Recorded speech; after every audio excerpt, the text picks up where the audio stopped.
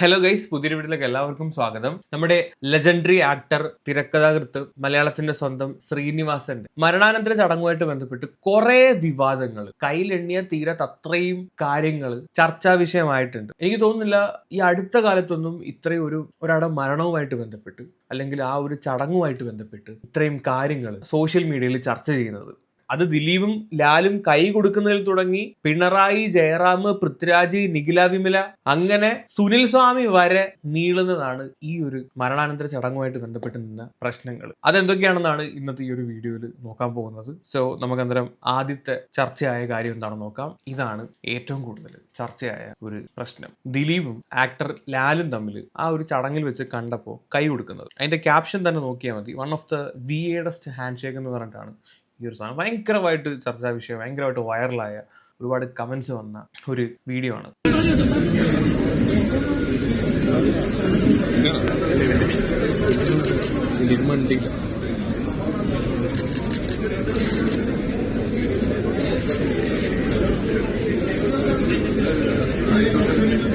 ദിലീപും സത്യനന്ദക്കാട് അവിടെ ഇരിക്കുകയാണ്. ലാല് വന്ന സമയത്ത് ദിലീപ് എണീറ്റ് നിന്നിട്ട് റെസ്പെക്ട് കൊടുത്തിട്ടാണ് പുള്ളിക്ക് കൈ കൊടുക്കുന്നത്. ലാല് ആ കൈ കൊടുത്ത സമയത്ത് പുള്ളിയും കൈ തിരിച്ചു കൊടുക്കുന്നുണ്ട്. അവിടെ നിരസിക്കാനൊന്നും നിന്നിട്ടൊന്നുമില്ല.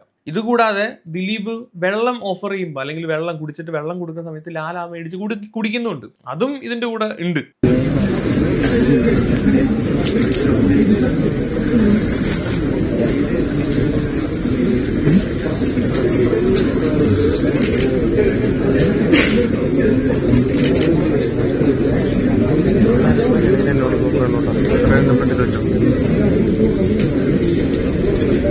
അവരൊക്കെ അച്ഛനും മക്കളും, നമ്മളൊക്കെ ഇപ്പൊ നായിന്റെ മക്കളും എന്നുള്ള തരത്തിലൊക്കെയുള്ള കമന്റ്സ് ഒക്കെയാണ് വന്നുകൊണ്ടിരിക്കുന്നത്. ഇവർ തമ്മിൽ പേഴ്സണലി എങ്ങനെയാണ് നമ്മൾ കാണുന്നവർക്ക് അറിയില്ല. ഈ ഒരു നടിയുടെ കേസുമായിട്ട് ബന്ധപ്പെട്ടാണ് ഈ സംഭവം ഇത്രയും ഒരു ചർച്ചാ വിഷയമായത്. കാര്യം നടിയുടെ ഭാഗത്ത് നിന്ന് എല്ലാ സപ്പോർട്ടും കൊടുത്ത ഒരു വ്യക്തിയാണ് ലാല്. ആ ഒരു കേസിലെ 5ാമത്തെ പ്രോസിക്യൂഷൻ വിറ്റ്നസ് ആണ് ലാല്. ലാലിന്റെ വീട്ടിലുള്ള ആൾക്കാരെല്ലാം ഈ ഒരു കേസുമായിട്ട് അത്രയും ക്ലോസ് ആയിട്ട് നിൽക്കുന്ന വ്യക്തികളാണ്. ഇവരുടെയൊക്കെ മൊഴിക്ക് അത്രയും പ്രാധാന്യമുള്ള വ്യക്തികളാണ്. നടിക്ക് അത്രയും സപ്പോർട്ടായിട്ട് നിന്നതിന്റെ പേരിലാണ് ഈ ഒരു സംഭവം ഇവിടെ വന്നത്. ഇവർ കൈ കൊടുത്തപ്പോൾ ഇത്രയും പ്രശ്നമായത്. ഇപ്പൊ എനിക്കിവിടെ പറയാനുള്ളത്, ഇവർ തമ്മിൽ എങ്ങനെയാണ്, ഈ ദിലീപും ലാലും തമ്മിൽ എങ്ങനെയാണ് ടേംസ് ആൻഡ് കണ്ടീഷൻസ് നമുക്ക് അറിയത്തില്ല.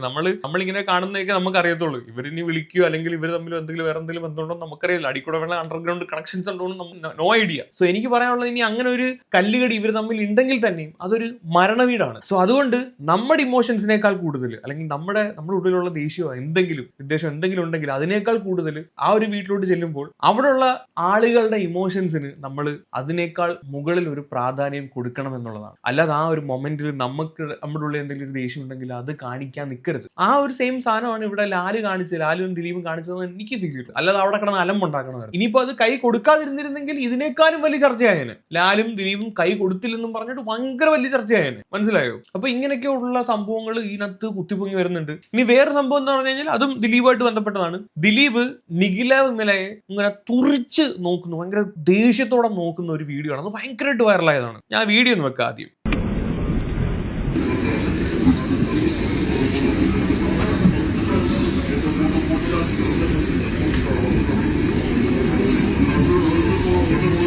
നമ്മൾ സിനിമയിൽ പോലും ദിലീപിന് ഇത്രയുള്ള ഒരു കട്ടക്കാലിപ്പ് ഫേസ് നമ്മൾ കണ്ടിട്ടില്ല. സീരിയസ്ലി കണ്ടപ്പോൾ ഇങ്ങനെ നോക്കുന്നതെന്ന് എനിക്കും തോന്നിപ്പോയി. അത് ആദ്യം കാണുന്ന എല്ലാവർക്കും അങ്ങനെ തോന്നത്തുള്ളൂ. ഇനിയിപ്പോൾ അങ്ങനെ തന്നെയാണോ നോക്കിയെന്ന് നമുക്ക് ഡൗട്ടാണ്. പക്ഷെ പിന്നീടാണ് മനസ്സിലായത് ഇതൊരു സ്ലോ മോഷൻ ആക്കിയ ഒരു വീഡിയോ ആണ്. ഈ ഒരു ഐറ്റം അത് വളരെ സ്ലോ ആയിട്ട് കാണിച്ചേക്കുവാണ്. ഇതുമായിട്ട് ബന്ധപ്പെട്ട് ഇന്നൊരു വീഡിയോ ഇൻസ്റ്റാഗ്രാമിൽ ഞാൻ കണ്ടു. ഒരു പയ്യനെ എടുത്ത് വെച്ച് അവന്റെ ഒരു പെർസ്പെക്റ്റീവ് പറയുന്നത് ഞാൻ കണ്ടു. അപ്പൊ അവന്റെ ആ ഒരു വീഡിയോ കണ്ടപ്പോൾ എനിക്ക് തോന്നി, അവൻ പറയുന്നത് കാര്യമുണ്ടല്ലോ. ഞാൻ ആ വീഡിയോ ഒന്ന് വെക്കാം. ആടിനെ പട്ടിയാക്കുന്ന ചില മീഡിയാസ്, ഞാനൊരു ദിലീപ് ഫാൻ അല്ല. ഇത് ചെയ്തത് ചെറ്റത്തരമാണ്. കാരണം ഈ ഒരു വീഡിയോ കണ്ടാൽ നമുക്ക് തോന്നും ദിലീപ് ഇത്ര ഗൗരവത്തോടെ എന്തിനാണ് ഈ നടിയെ നോക്കുന്നത് നമുക്ക് തോന്നും. ഞാനൊരു വീഡിയോ കൂടി കാണിച്ചു തരാം. കണ്ടോ, ഇതൊരു നോർമൽ വീഡിയോ ആണ്. ഇതിനെ കുറച്ച് സ്ലോ മോഷൻ ചെയ്തിട്ട് ആ നോക്കുന്ന ഭാഗത്ത് കുറച്ച് സ്ലോ മോഷൻ കുറച്ച് അധികം ചെയ്തിട്ട് ഒരു ഡാർക്ക് BGM കുത്തിക്കയറ്റി കഴിഞ്ഞാൽ ദിലീപ് ഇവരെ വളരെ ദേഷ്യത്തോടെ നോക്കുന്നത് തോന്നും. അയാള് നോർമലായിട്ട് നോക്കിയിട്ടൊന്ന് ഇപ്പം പറഞ്ഞത് കാര്യമുണ്ട്. ഇപ്പൊ ഞാൻ ആ മറ്റേ വീഡിയോയുടെ ഒരു 1.7x ആ ഒരു വീഡിയോ, ആ ഒരു ദിലീപിന്റെ നോട്ടം ഇട്ടിട്ട് ഒന്ന് കാണിച്ചു തരാം.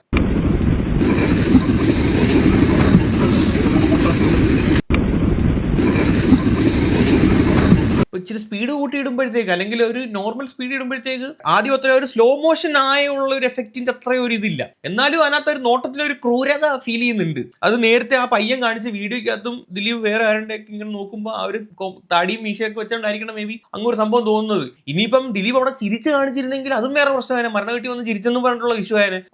അത് വരുന്നുണ്ട്, അത് വേറെ വരുന്നുണ്ട്. മരണ വീട്ടിൽ വന്ന് ചിരിച്ചതിന്റെ പേര് ഇഷ്യൂ ആയ ആൾക്കാരെ പറ്റി നമ്മൾ സംസാരിക്കുന്നുണ്ട്. അപ്പൊ അതിലോട്ട് വരുമ്പോൾ അത് പറയാം. ഇതിപ്പോ നോക്കുന്നത് നിഖില വിമലയാണ്. ദിലീപിന് അവിടെ ഒരു വലിയൊരു ശത്രുത അല്ലെങ്കിൽ അവിടെ വന്നിട്ട് ഇങ്ങനെ ഒരു കലിപ്പിച്ച് നോക്കണമായിരുന്നെങ്കിൽ ലാല് വന്ന സമയത്ത് എണീറ്റ് ചെയ്തിട്ട് കൈ കൊടുക്കേണ്ട ആവശ്യം അവിടെ ഇല്ല, ദിലീപിനില്ല. ദിലീപ് വന്നാൽ അവിടെ അത് കാണിച്ചേനെ. ലാല് വന്നപ്പോൾ മൈൻഡ് ചെയ്ത് ഇങ്ങനെ ഇരുന്നാൽ മതി, ലാലിന്റെ വാട് നോക്കി പോയേനെ. പക്ഷെ പുള്ളി അവിടെ എണീറ്റ് ചെയ്തിട്ട് കൈ കൊടുത്തു. അന്നേരം അങ്ങനെ ഒരു വ്യക്തി ഇവിടെ നിഖിലയെ കാണുന്ന സമയത്ത് നിഖില ഇങ്ങനെ കലിപ്പിച്ച് നോക്കേണ്ട അവിടെ യാതൊരു ആവശ്യമില്ല. നിഖില എന്തോ ഒരു സ്റ്റേറ്റ്മെന്റ് ദിലീപിനെതിരെ പറഞ്ഞിട്ടുണ്ട് ഈ ഒരു കേസുമായിട്ട് ബന്ധപ്പെട്ട്. അല്ലാതെ വലിയ രീതിയിലുള്ള ഒരു സംഭവമായിട്ട് പറഞ്ഞിട്ടുണ്ടോ എന്ന് എനിക്ക് തോന്നുന്നില്ല. മാത്രമല്ല ദിലീപിന്റെ കൂടെ ആണ് നിഖില തന്റെ ആദ്യത്തെ സിനിമ ലീഡ് റോളായിട്ടുള്ള ഒരു ആദ്യത്തെ സിനിമ പുള്ളിക്കാരത്തി ചെയ്യുന്നത് ദിലീപിന്റെ കൂടെ ലവ് 24/7 എന്ന് പറയുന്നത്. സോ ആ ഒരു നോട്ടത്തിന് ഇങ്ങനെയുള്ള ഒരു പെർസ്പെക്റ്റീവും കൂടെ ഉണ്ട് എന്നത് മനസ്സിലാക്കുക. ആ ഒരു സ്ലോ മോഷൻ വീഡിയോ കണ്ടിട്ട് അതാണ് പുള്ളി ഉദ്ദേശിച്ചതെന്ന് ജഡ്ജ് ചെയ്യുന്നത് എനിക്കും ശരിയല്ലെന്ന് തോന്നുന്നുണ്ട്. ഇനി അടുത്ത പ്രശ്നം എന്താണെന്ന് വെച്ച് കഴിഞ്ഞാൽ നമ്മുടെ മുഖ്യമന്ത്രി സഖാവ് പിണറായി വിജയൻ വന്ന സമയത്ത് ധ്യാൻ ശ്രീനിവാസൻ അദ്ദേഹത്തിനെ എണീറ്റ്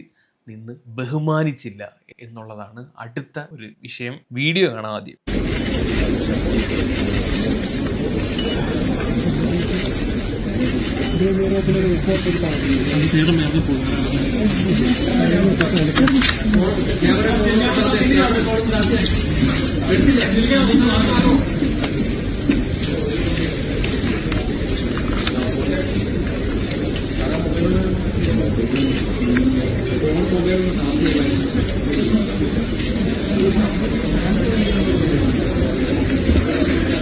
ഇതാണ് വീഡിയോ. ഇതിന്റെ അടിയിൽ കുറെ ടീംസ് വന്ന് കിടന്ന് കരച്ചിൽ അങ്ങോട്ട് തുടങ്ങി. കുറച്ച് കമന്റ്സ് ഞാൻ വായിക്കാം. അദ്ദേഹം സംസ്ഥാന മുഖ്യമന്ത്രിയാണ്. ഇനി ആരുമല്ലെങ്കിൽ കൂടി ശ്രീനിവാസന്റെ മകൻ എഴുന്നേൽക്കാത്തത് ഒരു വല്ലായ്മ സൃഷ്ടിച്ചു. ജോസ് അച്ഛൻ മരിച്ചാൽ വിഷമം ഉണ്ടാവും, എന്നാൽ പാർട്ടി ഏതായാലും മുഖ്യമന്ത്രിയെ കാണുമ്പോൾ ഒന്ന് എഴുന്നേറ്റ് നിന്ന് കൈ കൊടുക്കുക. മുഖ്യമന്ത്രി അരികിലെത്തിയിട്ടും ഒന്ന് എണീറ്റ് നിൽക്കാനുള്ള മാന്യത കാണിക്കാമായിരുന്നു. CM വന്നപ്പോൾ ജസ്റ്റ് എണീക്കായിരുന്നു, അതൊരു മര്യാദയായിരുന്നു. ശ്രീനിവാസൻ സാർ ആയിരുന്നെങ്കിൽ അത് ചെയ്തേനെ. എഴുന്നേറ്റില്ലെങ്കിലും അദ്ദേഹത്തിന്റെ തോളിൽ കൈവച്ചപ്പോൾ ആ കയ്യിലൊന്ന് പിടിക്കാമായിരുന്നു. ഇതൊക്കെയാടേ സ്വന്തം അച്ഛൻ മരിച്ചു കിടക്കുക. ഇത്രയും പ്രായമുള്ള ഒരാൾ വരുമ്പോൾ എണീറ്റ് നിൽക്കണം എന്ന് ഏത് സ്കൂളിൽ പഠിക്കണം? അച്ഛൻ മരിച്ചാൽ വിഷമം ഉണ്ടാകും, എന്തായാലും മുഖ്യമന്ത്രിയെ കാണുമ്പോൾ ഒന്ന് എഴുന്നേറ്റ് നിൽക്കാം. ഇത്രയും പ്രായമുള്ള CM വരുമ്പോൾ എണീറ്റ് നിൽക്കണം എന്ന് ഇത് ഏത് സ്കൂളിൽ പഠിക്കണം? പാർട്ടി എന്തുമാകട്ടെ, വ്യക്തി ആരുമാകട്ടെ, കേരളത്തിലെ മുഖ്യമന്ത്രി എന്ന നിലയിൽ ആദരവ് നൽകി പെരുമാറണം, അതാണ് ശരിയായ രീതി.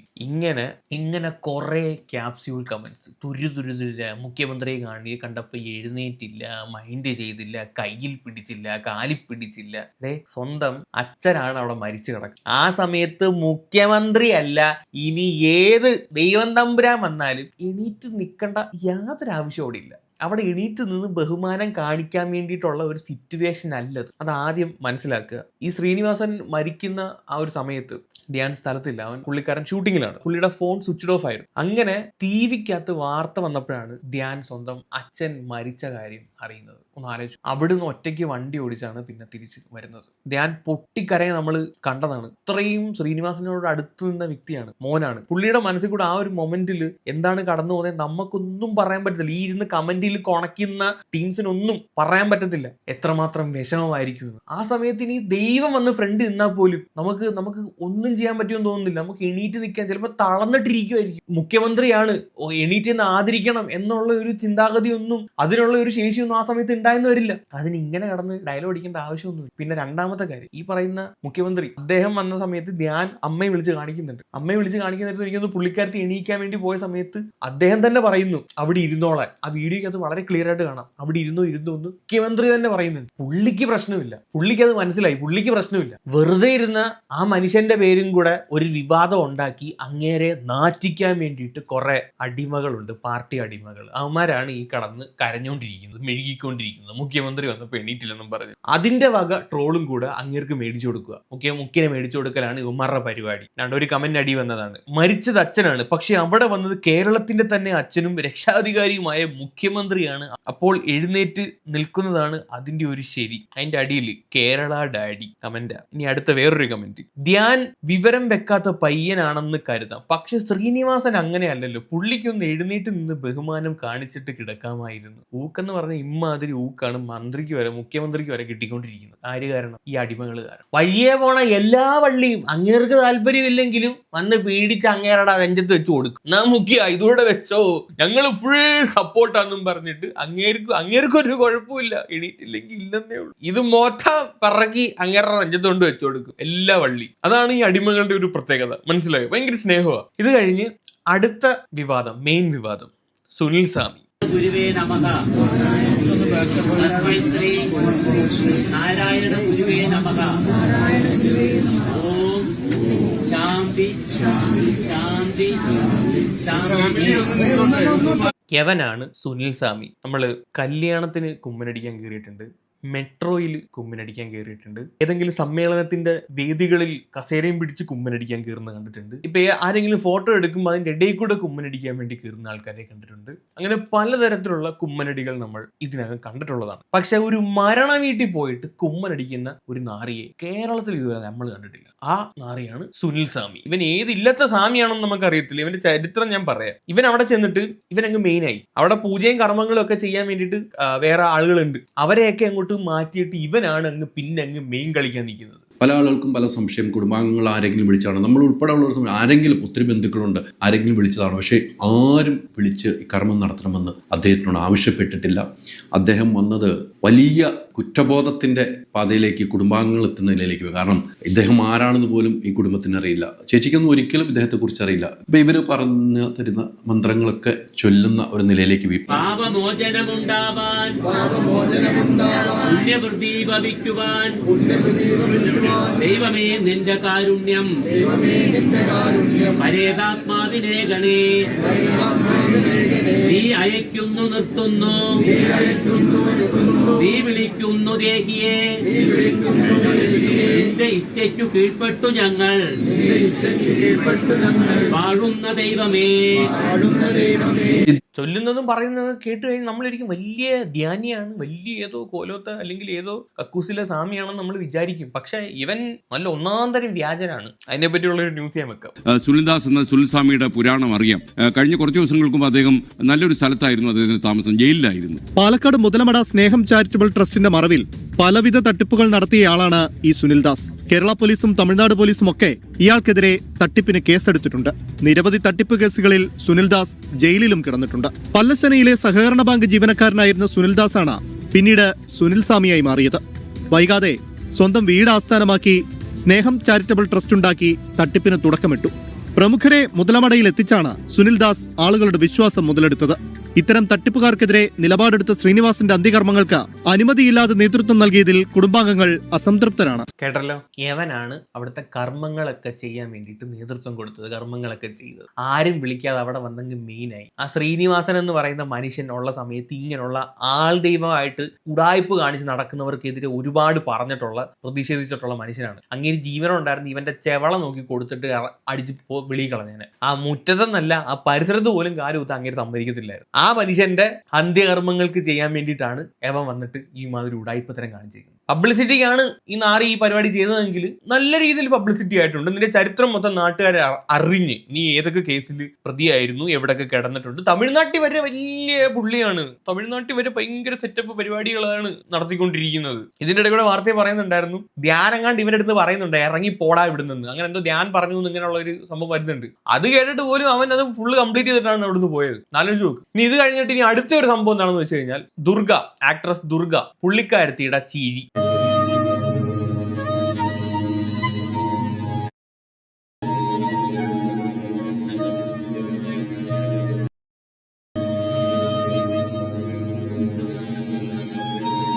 കഴിഞ്ഞില്ല, ഒരെണ്ണോടുണ്ട്.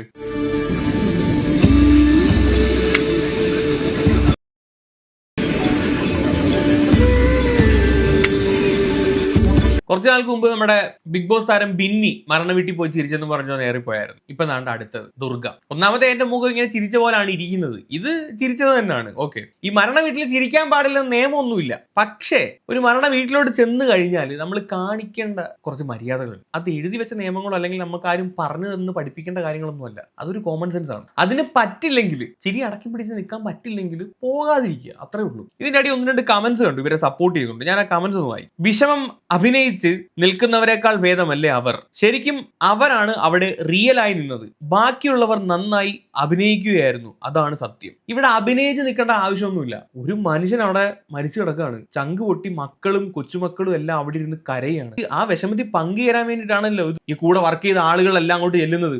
ഈ ദുർഗയുടെ തന്നെ നായകനായിട്ട് ധ്യാൻ അഭിനയിച്ചിട്ടില്ലേ? അങ്ങനെ ഒരു സ്ഥലത്ത് പോയിട്ട് എങ്ങനെ ഇങ്ങനെ ചിരിക്കാൻ പറ്റുന്നു എന്നുള്ളതാണ് എനിക്ക് മനസ്സിലാവാത്തത്. നിങ്ങൾക്ക് ഉള്ളിൽ വിഷമമൊന്നും കാണത്തൊന്നുമില്ല, ചിലപ്പോൾ ചെറിയൊരു എന്തെങ്കിലും വിഷമം കാണും. പക്ഷേ അറ്റ്ലീസ്റ്റ് ഒരു മര്യാദയാണ് ചിരിക്കാതിരിക്കുക എന്നുള്ളത്. മര്യാദയാണ്. അവരുടെ ഇമോഷനെ റെസ്പെക്ട് ചെയ്യുക എന്നുള്ളത് ഒരു കോമൺ സെൻസ് ആണ്. ഇതിന് പറ്റില്ലെങ്കിൽ പോകാതിരിക്കുക, അത്രേ ഉള്ളൂ. ഇപ്പൊ ചിലപ്പോൾ ഇൻവോളണ്ടറി ആയിട്ട് വരുന്ന ചിരിയായിരിക്കാം. കാര്യം നമ്മുടെ പ്രിയപ്പെട്ട ആരും അല്ലല്ലോ മരിച്ചു കിടക്കുന്നത്. ഓക്കെ, ഒരു പേരിന് ചെന്നു, കാണുന്നു, അവിടെ നിൽക്കുന്നു, പ്രസൻസ് അറിയിക്കുന്നു, വേറൊരാൾ വന്നിട്ട് ചിലപ്പോൾ മുഖത്തൊക്കെ ചിരിക്കുമ്പോൾ ഓട്ടോമാറ്റിക്കലി ചിരിച്ചു പോകുന്നതായിരിക്കും. പക്ഷെ നമുക്കൊക്കെ വേണ്ടത് ആ ഒരു ചിരി അവിടെ വരാതിരിക്കാനുള്ള ബോധമാണ്. ആ ബോധം ഇല്ലെങ്കിൽ പിന്നെ പറഞ്ഞിട്ട് കാര്യമില്ല. ഏതാണ്ട് ഇതിന് സമാനമായിട്ടുള്ള വേറൊരു സംഭവം കൂടെ വന്നിട്ടുണ്ടായിരുന്നു. മരണ വീട്ടിൽ കൂളിംഗ് ഗ്ലാസ് ധരിച്ചതിന്റെ പേരിൽ പൃഥ്വിരാജും രഞ്ജിനി ഹരിദാസും കുറെ മേടിച്ചു കൂട്ടി.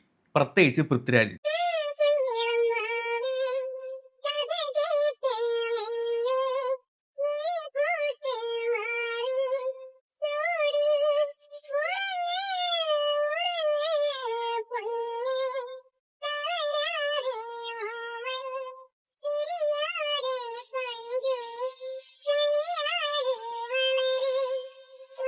ശ്രീനിവാസനെ കാണാൻ വേണ്ടിയിട്ട് പൃഥ്വിരാജ് വരികയാണ്. കൂളിംഗ് ഗ്ലാസ് ഒക്കെ ഇട്ട്, കറുത്ത കൂളിംഗ് ഗ്ലാസ് ഒക്കെ ഇട്ടാണ് പുള്ളി നടന്നു വരുന്നത്. അതിന്റെ അടി വന്ന കുറച്ച് കമന്റ്സ് വായിക്കും. എന്താണ് ഇത്, ഷൂട്ടിങ്ങിന് പോവുകയാണോ? 2290 പേര് ആണ് ഈ ഒരു ലൈക്ക് ചെയ്തേക്കുന്നത്. ഇതെന്താ, കല്യാണത്തിന് പോവുകയാണോ? മരണ വീട്ടിലും കൂളിംഗ് ഗ്ലാസ് എന്നൊക്കെ പറഞ്ഞ് കുറെ കമന്റ്സ് പൃഥ്വിരാജിനെ വിമർശിച്ചുകൊണ്ട്, തെറി വിളിച്ചുകൊണ്ടും ഒക്കെ വരുന്നുണ്ട്. വേറൊരാളുടെ വീഡിയോ കാണിച്ചു തരാം.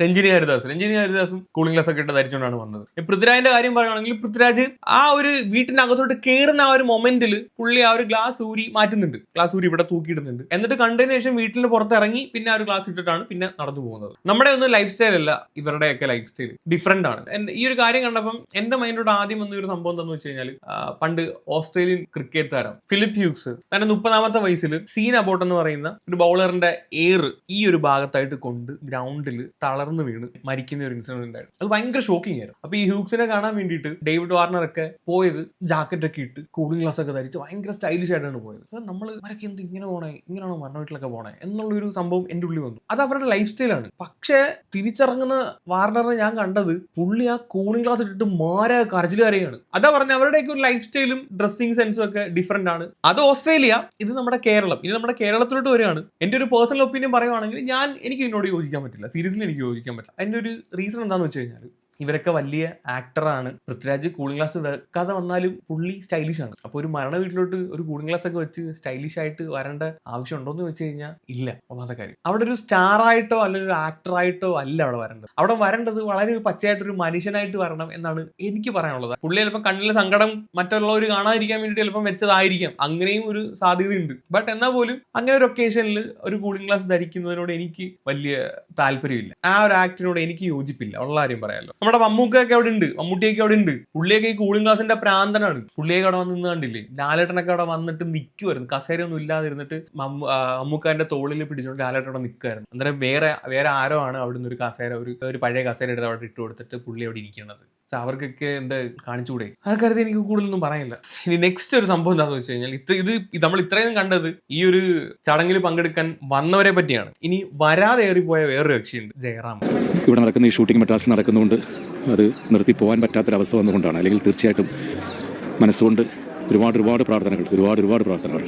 നിങ്ങൾ ഇപ്പോൾ ഈ കണ്ട വീഡിയോ VS അച്യുതാനന്ദൻ മരിച്ച സമയത്ത് ഉള്ള വീഡിയോ ആണ്. ഇതാണ് ഇപ്പം പ്രചരിച്ചുകൊണ്ടിരിക്കുന്നത്. ശ്രീനിവാസൻ മരിച്ചിട്ട് ഷൂട്ടിംഗ് കാരണമാണ് ജയറാം വരാതിരുന്നത് എന്ന് ജയറാം പറഞ്ഞു എന്നുള്ള തരത്തിൽ പ്രചരിച്ചുകൊണ്ടിരിക്കുന്ന വീഡിയോ ഇതാണ്. ഇത് ആക്ച്വലി ഈ സമയത്ത് പറഞ്ഞതല്ല, VS അച്യുതാനന്ദൻ മരിച്ച സമയത്ത് പറഞ്ഞ കാര്യമാണ്. ജയറാം എന്തുകൊണ്ടാണ് വരാത്തതെന്ന് നമുക്കറിയില്ല. പക്ഷെ ജനങ്ങൾ വെറുതെ വിടത്തില്ല. കാര്യം എന്ന് പറഞ്ഞു കഴിഞ്ഞാൽ ഇവർ ഒരുപാട് സിനിമകളിൽ, സന്ദേശം അടക്കമുള്ള സിനിമകളിൽ ഒരുമിച്ച് അഭിനയിച്ച ആളുകളാണ്. ഒരുപാട് സിനിമകളിൽ ഒരുമിച്ച് അഭിനയിച്ചതാണ്. അതിൽ ഒരു വട്ടം ഇത്രയും ആളുകൾ, മമ്മൂട്ടിയും ലാലേട്ടനും ഇത്രയും ആളുകൾ വന്നിട്ടും ജയറാം ഒരു തവണ പോലും നേരിട്ടൊന്നും ആ ഒരു വീട്ടിലോട്ട് വന്നില്ലല്ലോ എന്നുള്ള തരത്തിൽ ഒരുപാട് ആളുകൾ ജയറാമിനെ വിമർശിക്കുന്നുണ്ട്. സോഷ്യൽ മീഡിയയിൽ ഒരു അനുശോചനം പോലും ജയറാം ഇട്ടിട്ടില്ല. ആ രീതിയിൽ വിമർശനം വരുന്നുണ്ട്. എന്നിട്ട് പിന്നെ പറയുന്നത് തമിഴ് ആക്ടർ ഇത്രയും തിരക്കുള്ള സൂര്യ വരെ ആ വീട്ടിൽ ശ്രീനിവാസനെ കാണാൻ വേണ്ടി വന്നു. തമിഴ്നാട്ടിൽ നിന്ന് സൂര്യയ്ക്ക് വരാമെങ്കിലും ജയറാമിന് എന്തുകൊണ്ട് വന്നില്ല എന്നുള്ള ചോദ്യമാണ് വരുന്നത്.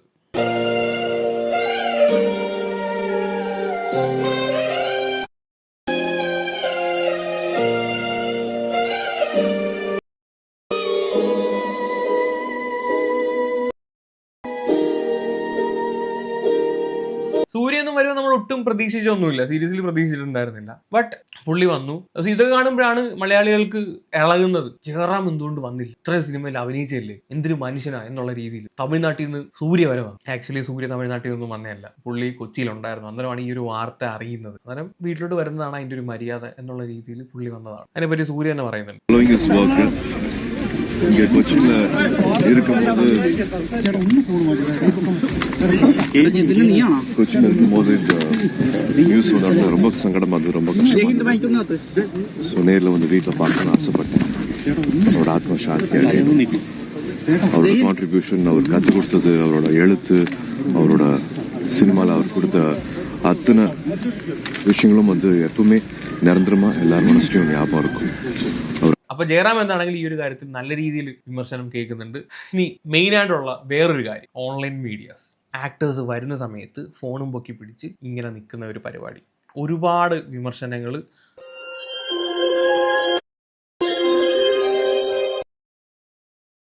ശ്രീനിവാസന്റെ ഏറ്റവും അടുത്ത സുഹൃത്താണ് സത്യനന്ദിക്കാട്. പുള്ളി അവിടെ പൊട്ടിക്കരയാൻ നമ്മൾ കണ്ടതാണ്. അദ്ദേഹം ശ്രീനിവാസനെ കാണാൻ വേണ്ടി വരുന്ന സമയത്ത് ഉള്ള വീഡിയോ ആണ് കാണിച്ചത്. ചുറ്റും വളഞ്ഞിട്ട് നടക്കാൻ പോലും സമ്മതിക്കാത്ത രീതിയിൽ ഫ്രണ്ടിൽ ഇങ്ങനെ ഫോണും പിടിച്ചിട്ട് ഇങ്ങനെ നിൽക്കുകയാണ്.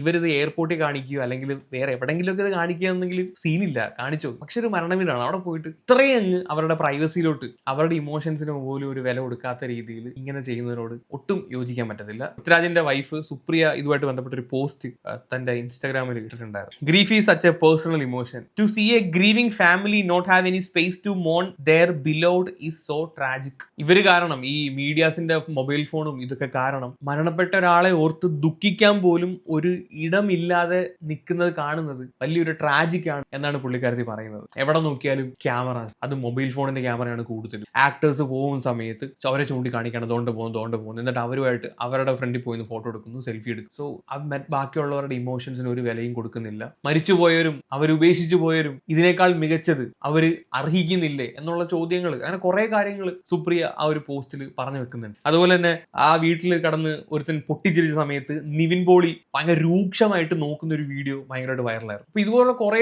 സംഭവങ്ങൾ നടന്നിട്ടുണ്ട്. മെയിനായിട്ട് ഈ ഒരു ക്യാമറയുടെ അത് ഭയങ്കര റോങ് ആയിട്ട് എനിക്ക് ഫീൽ ചെയ്തു. സീരിയസ്ലി ഭയങ്കര റോങ് ആയിട്ട് എനിക്ക് ഫീൽ ചെയ്തു.